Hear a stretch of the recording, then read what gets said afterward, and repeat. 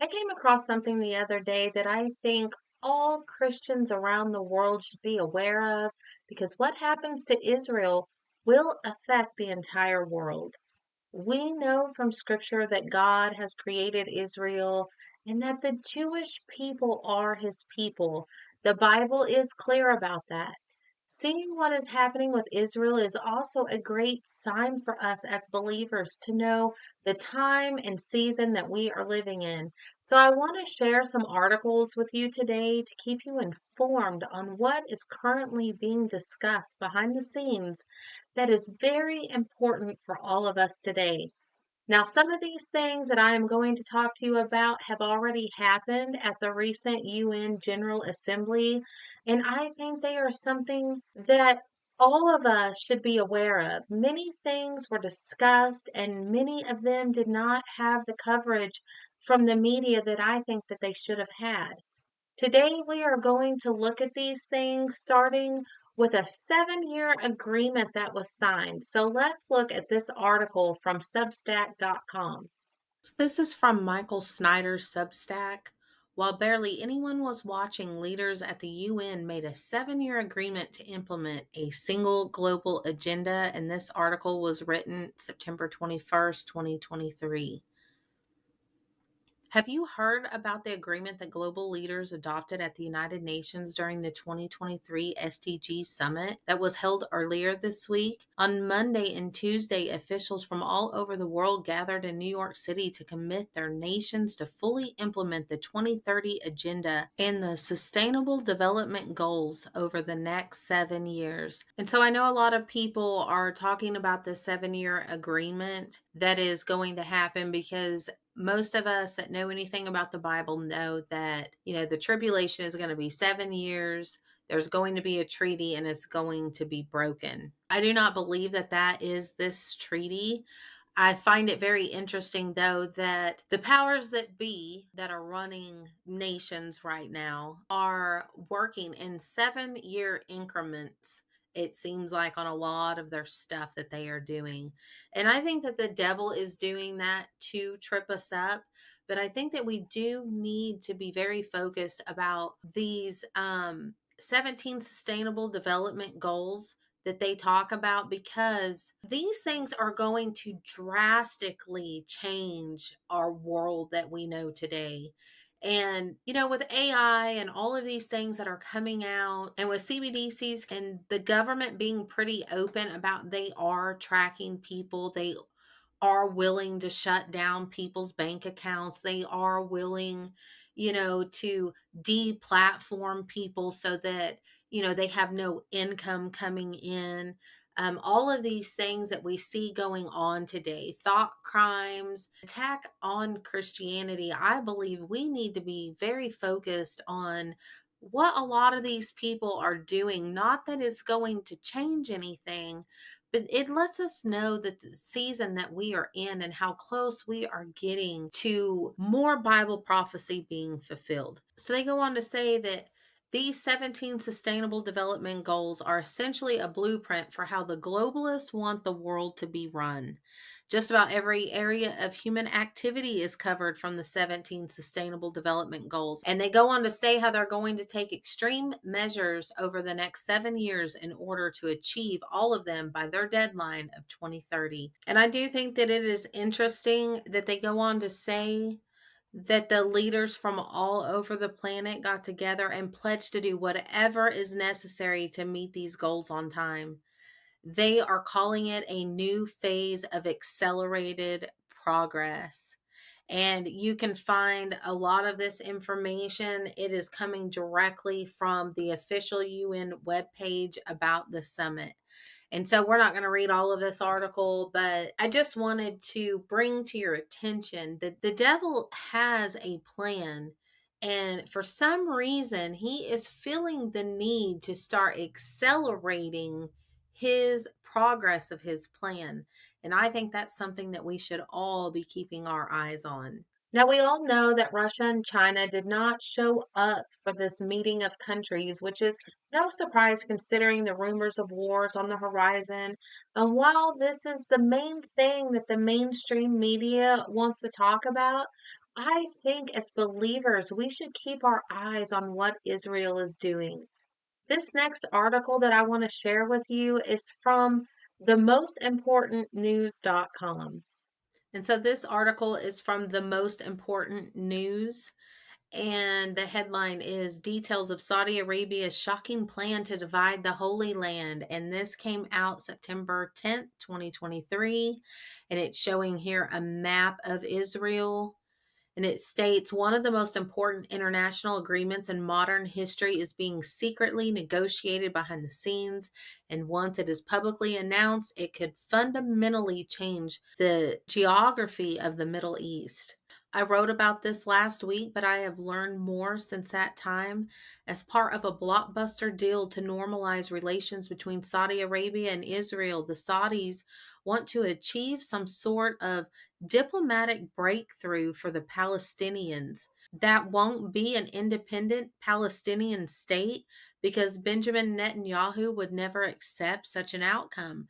But the Saudis have floated another plan that might be accepted to Netanyahu's government, and it would result in a historic division of the Holy Land. As I discussed the other day, the United States is the mediator for these negotiations, and it is being reported that Biden's administration wants to get an agreement finalized before the end of the first quarter of next year.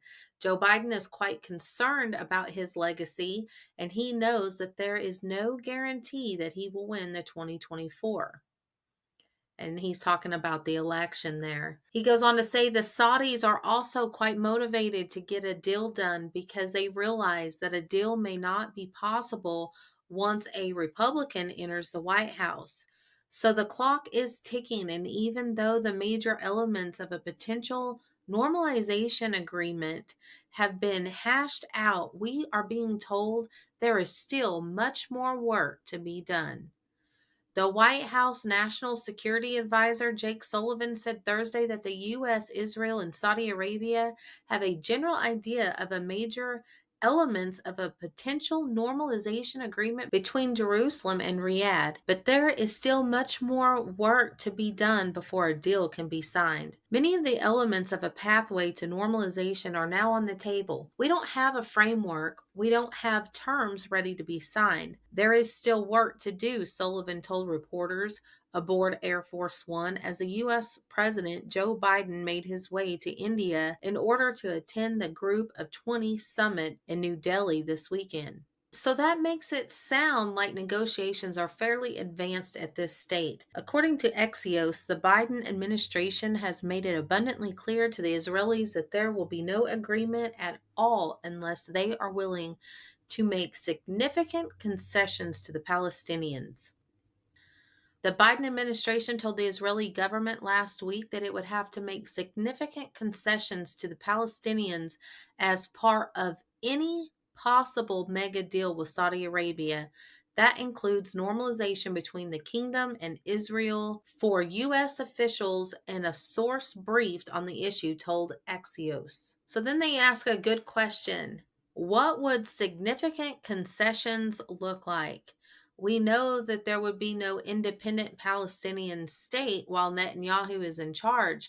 But would Netanyahu support merging the Palestinians into the nation of Jordan? Supposedly, this is a plan that is favored by the Saudis. And they go on to say that this proposed enlarged kingdom would include the present day Jordan, Gaza, and the West Banks.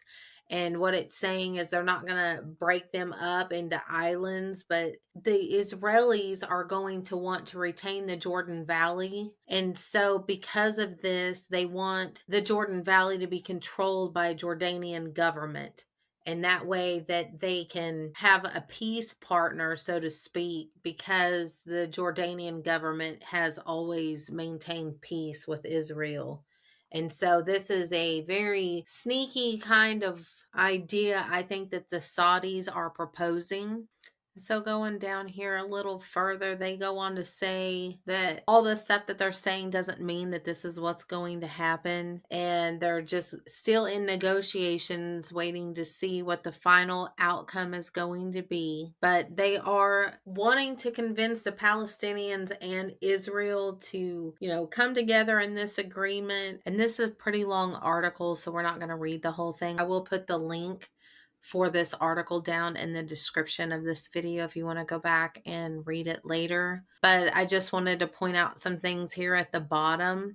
It says if all the parties can agree to a deal, they would expect it to be announced during the first half of 2024. Of course, 2024 is already shaping up to be a historic year for so many other reasons.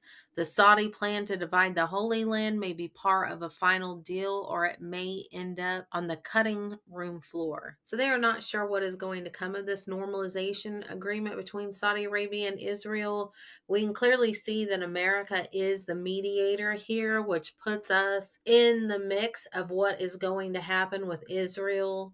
So there are enormous implications from all of this. So I think that we all should be looking at this and keeping a close eye on what ends up coming of this.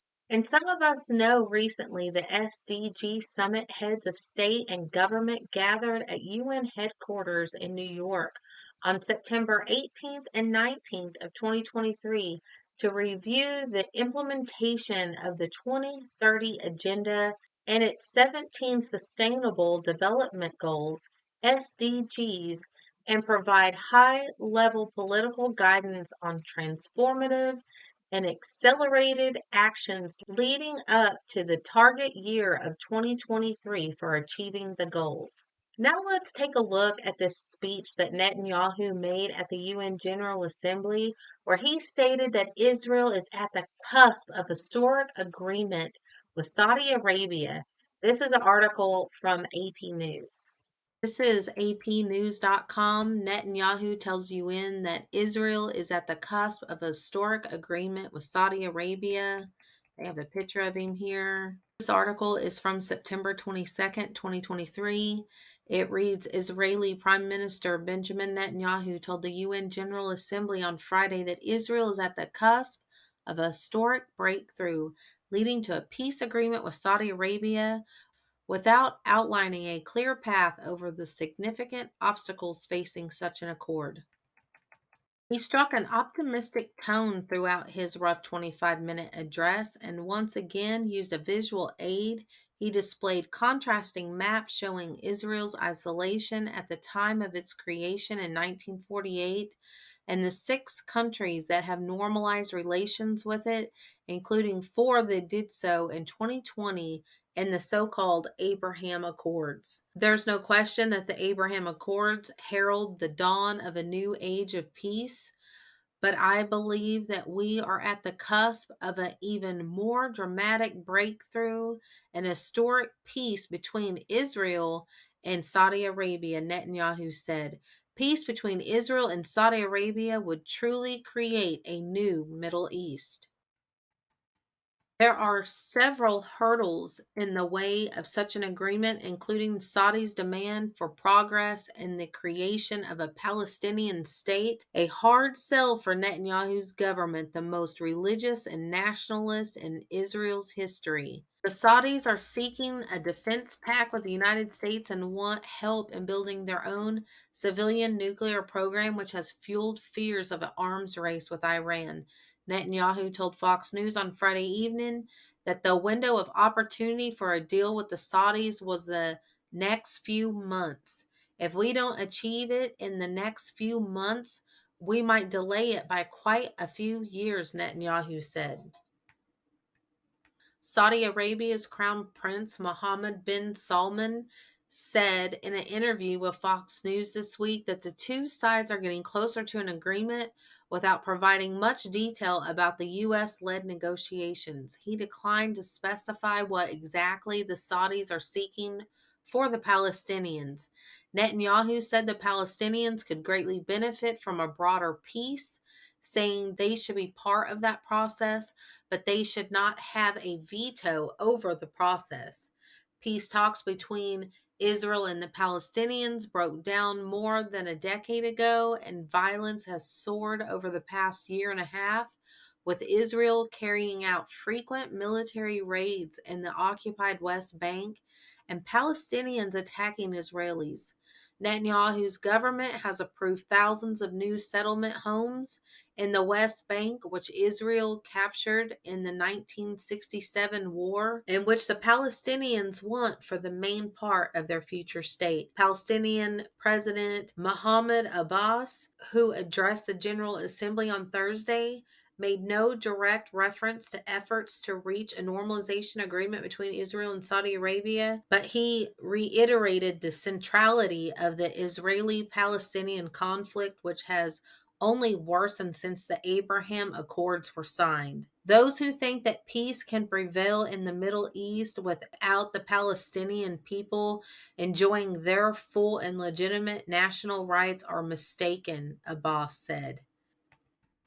And I know that many of us Christians do not agree with that last statement on the Palestinians, but that is why there is a huge conflict between Israel and the Palestinians. So let's keep reading here. Netanyahu has often seemed to reveal and use in the podium of the General Assembly to lambast Israel's enemies. He famously held up a picture of a cartoon bomb in 2012 to illustrate Iran's advancing uranium enrichment. In 2020, he claimed Hezbollah was stockpiling explosives near Beirut's airport, prompting the Iran-allied militant group to organize an immediate visit by journalists who saw heavy machinery but no weapons. And this does bring up the question, why is Netanyahu so willing to work with the United States, who all of us know we are also working behind the scenes with deals with the Iranian government right now for a nuclear deal. So, I mean, everything is just completely messed up right now. Everybody is, trying to make deals of peace and safety and all these things. And really, there is none, because all of these nations seem like they all have alternative motives. I know Joe Biden definitely does when it comes to the Israelis. I don't think that he is necessarily pro-Israel. It just makes you kind of scratch your head like, what is really going on here? Other than maybe God is working behind the scenes here and things are lining up for prophecy to be fulfilled. That is the only thing that I can kind of make sense of here. And so let's keep going down here, and they talk a little bit more about Iran. He also reprised his long-standing criticism of Iran, which Israel views as its greatest threat. Netanyahu referred to Iran's crackdown on protests, its supplying of attack drones to Russia for its use in Ukraine, and its military activities across the Middle East.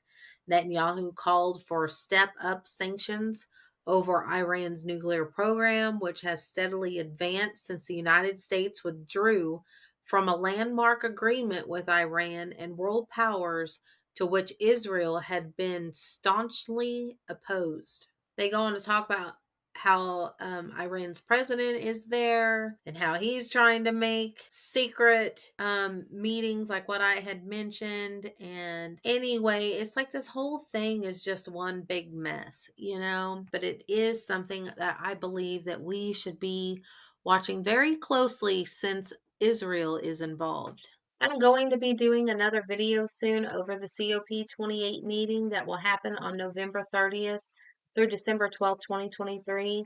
And this conference of parties is a United Nations conference that will be held in Dubai, and it is all about climate change. So be looking for that. And if you've never heard of the COP conferences before, I did a video last year on the COP27 conference. To see that video, I'll put a link up so that you can watch it next. I also want to invite you to join me for Bible study every Tuesday at 11 a.m. U.S. Central Standard Time, where we dig deep into the Word of God. And I hope that you have found this video to be informative. And let's not forget to keep Israel in our prayers, because that is God's land. And what the world does to it has consequences for the entire world. Until next time, take care and stay in the Word.